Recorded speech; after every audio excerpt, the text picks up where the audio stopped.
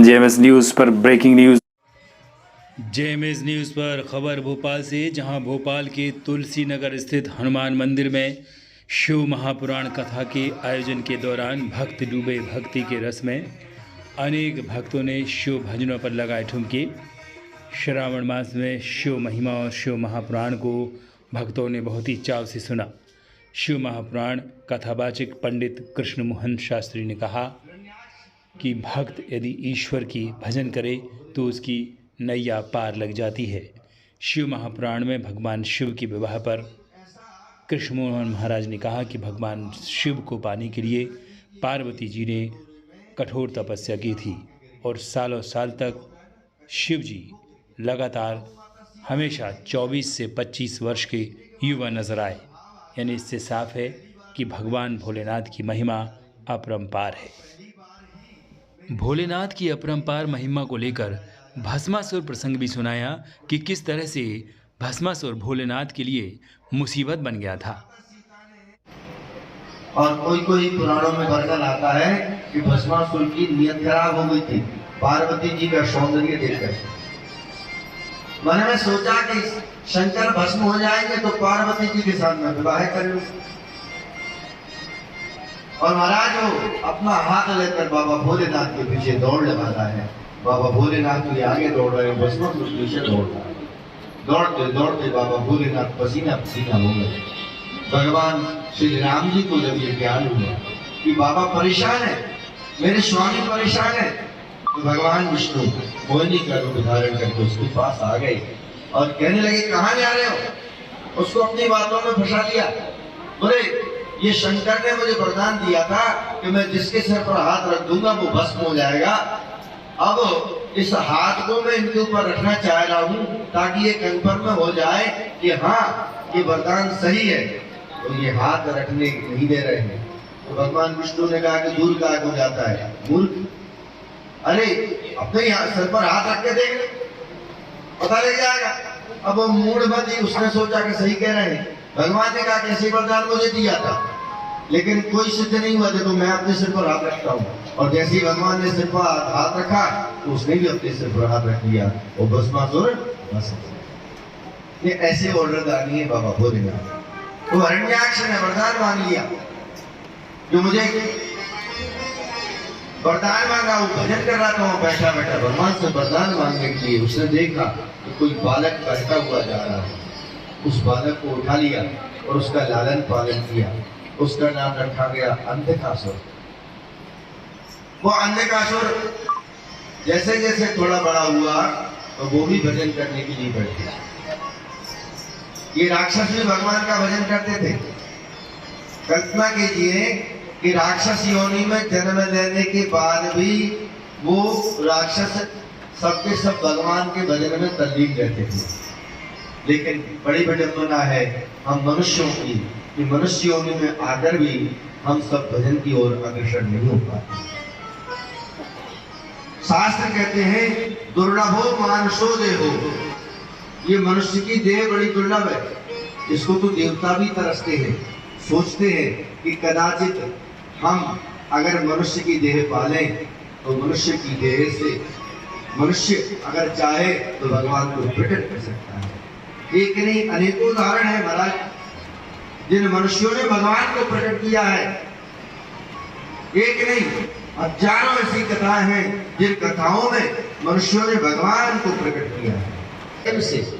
जैसे कंस ने दुश्मनी करके कृष्ण से अपना उद्धार किया, गोपियों ने भगवान कृष्ण से प्रेम करके उद्धार किया, माँ यशोदा ने वात्सल्य पूर्वक अपने आप का उद्धार किया, उन ग्वालों ने मित्र बनकर अपने जीवन को धन्य किया।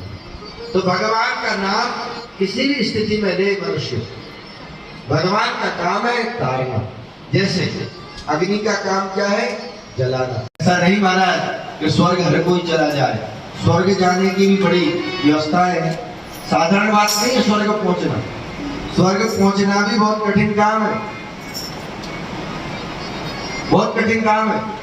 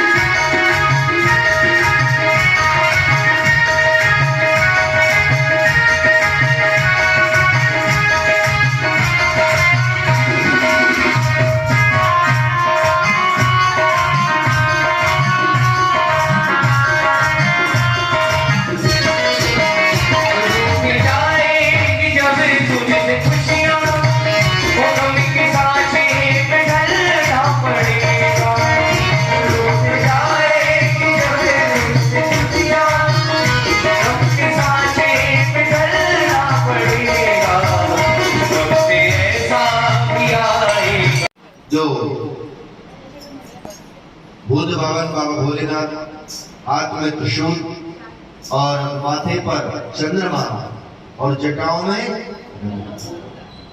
और कंठ में जहर। नीलकंठ है ना, कल्पना कीजिए कंठ में जहर है, चंद्रमा में अमृत है।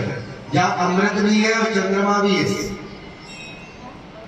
और गंगा बह रही है निरंतर जटाओं में। कल हमने आपको कथा सुनाई थी गंगा जी की। जब गंगा जी का प्राकट्य हुआ तो बाबा भोलेनाथ ने उनको स्वीकार कर लिया और माथे पर विराजा।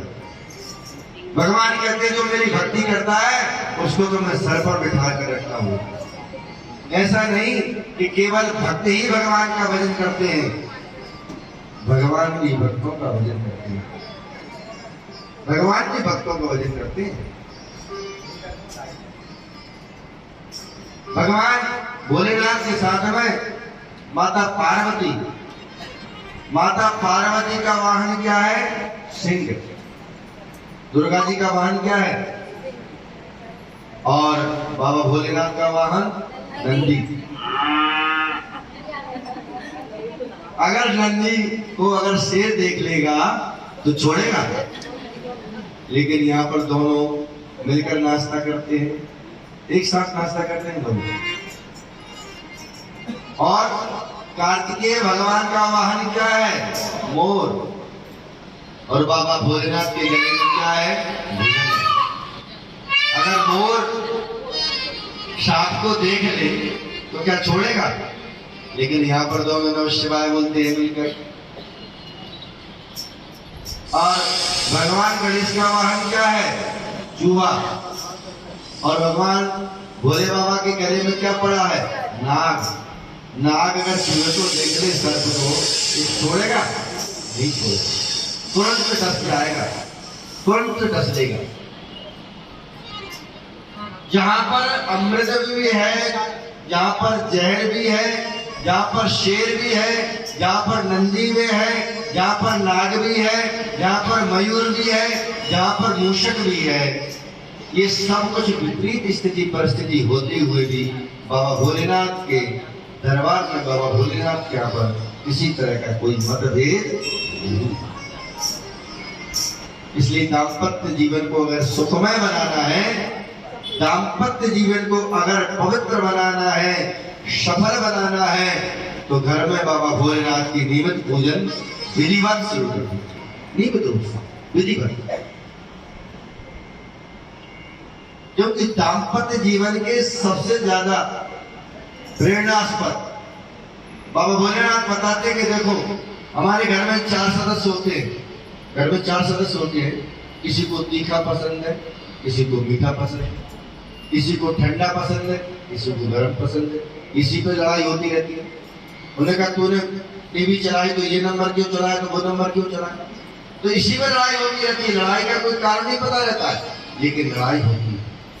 4 लोग हैं, चारों के मत अलग अलग हैं, चारों दिशाओं में दौड़ रहे हैं, कोई एक दिशा में नहीं जा रहा। कई लोग आते हैं बड़े परेशान है महाराज। बोले क्या? बोले हमारे परिवार में सामंजस्य नहीं, धन तो बहुत है, धन की कमी नहीं है, लेकिन सुख नहीं है। ये सुख जो होता है ना, ये धन से प्राप्त नहीं होता। कितना ही धन खर्च कर लो, धन से सुख अगर मिलता होता तो ये भगवान के मंदिरों में ताले डल जाते। अगर सुख आपको वास्तव में चाहिए तो भगवान की शरण में आना होगा, और भगवान की शरण में जब आओगे और भाव सहित भगवान को बुलाओगे, क्योंकि भगवान ना आपके रुपए के भूखे, ना आपके पैसे के भूखे, आपके पास कितने धरा हो आपके लिए। अच्छा, धन की भी बड़ी दुविधा है। धन अगर भगवान दे दे किसी को तो धन की भी बड़ी दुविधा है। शास्त्र ये कहते हैं कि जीवन में जितनी भूख लगे उतना भोजन करो।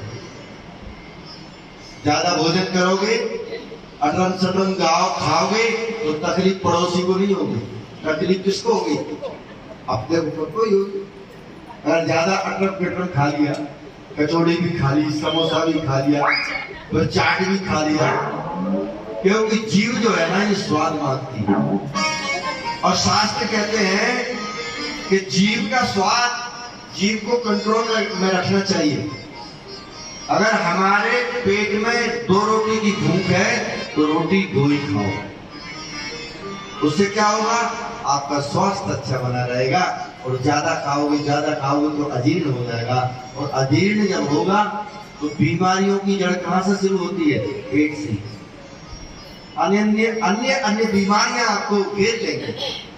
इसलिए सबसे पहले नियम यही बताया गया है कि जितनी भूख लगे उतना ही भोजन करो।